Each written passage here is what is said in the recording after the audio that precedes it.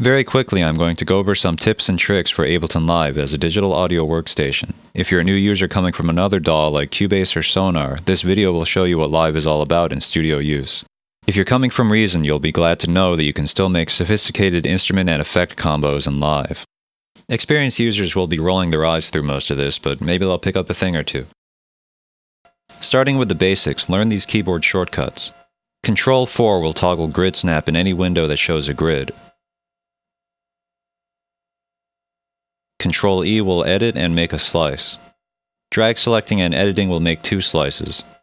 Control J will consolidate MIDI clips and audio clips. For audio clips, consolidate will rewrite the wave. Control R will rename anything: clips, tracks, plugins, effect groups and chains, and so on. While you're at it, add some color coding with right click. You should look up a list of keyboard shortcuts at some point.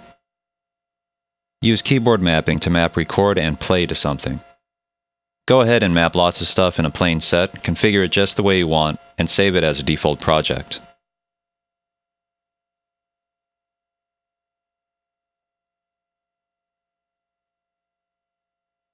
You can insert play markers with annotations by right-clicking here.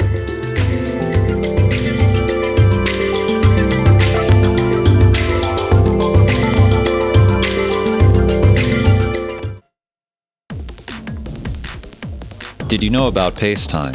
It makes space for the items in your clipboard, thus adding time to your sequence. You can also delete time.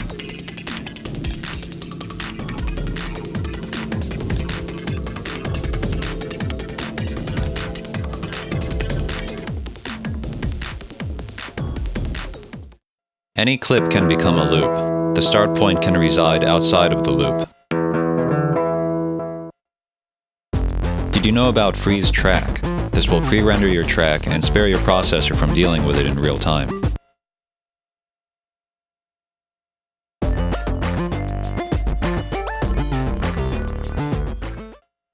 You can merge projects by dragging and dropping.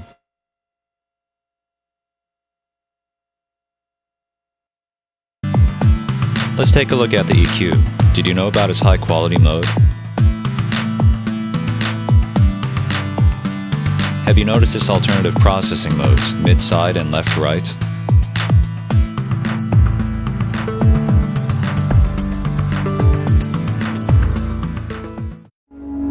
You can view multiple automation channels in the sequencer by hitting this plus button.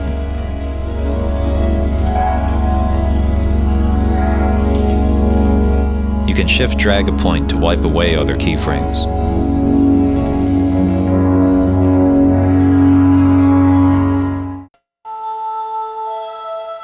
Have you explored effect groups? Yes, you can group effects, but there's more.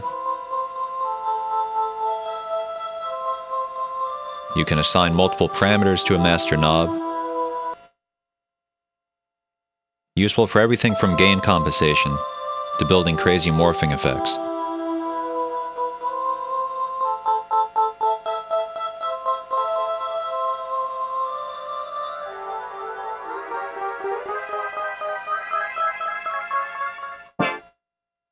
Did you know you can create parallel effect chains?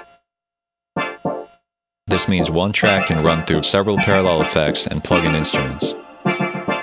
And did you know that effect groups have a chain selector that's mappable and automatable?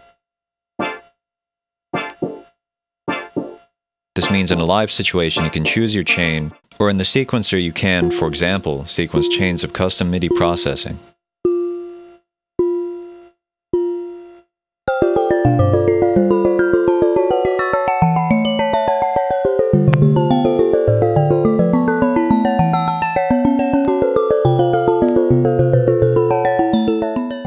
Every track can send MIDI and audio to another track through its output dropdown. Every track can likewise steal MIDI and audio from any other track through its input dropdowns.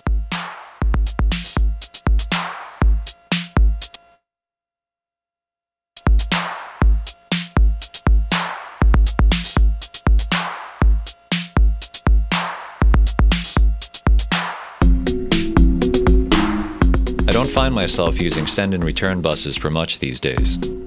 Tracks can be grouped, and when you do this, tracks that used to send audio to the master bus will then send its audio to the group bus. You can shift-click to mass select tracks and resize them. Have you maxed out the grain delay effect? It chops the incoming audio into slices specified by this parameter. From there, it can scatter, repitch, randomize pitch, delay, and feedback the incoming audio. With the right settings, it can make dense textures. It makes a really nice alternative reverb chorus type thing. I didn't know you would break my heart this way. I didn't know, or I wouldn't have let you inside my home. I didn't know that you would break my heart this way. You can do crazy effects with repitched feedback. Here's this octaving delay thing that I made with several parallel grain delays.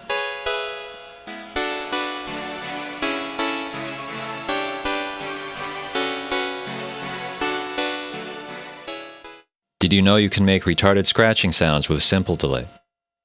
Rochelle, what's going on? Are your recordings always coming out slightly delayed in the sequencer? Maybe you have a crappy audio interface that lies about its latency. You need to use the driver error compensation tool. Read about how to configure it in the live manual. Did you know you can create LFOs for arbitrary parameters?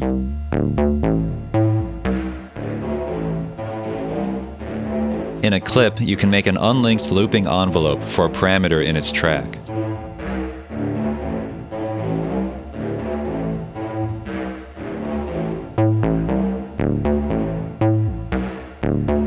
Unfortunately, this LFO will always be tied to the clip, so it's more of a hack than an ideal workflow for applying LFOs for regular sequencing. You can abuse Live's warp modes to repitch audio clips. With the right settings, you can do a lame male to female for backup singers. Well, baby, baby, baby, don't do it this way. That you're gonna leave today. Well, baby, baby, baby, don't do it this way. That you're gonna leave today. Well, baby, baby, baby, don't do it this way. You can abuse the beats mode to do a sawtooth tremolo type thing.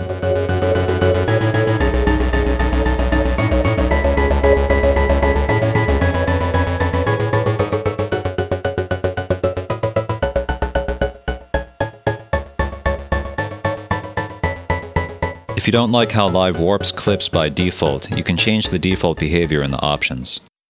You can auto-quantize audio clips, as well as apply swing patterns.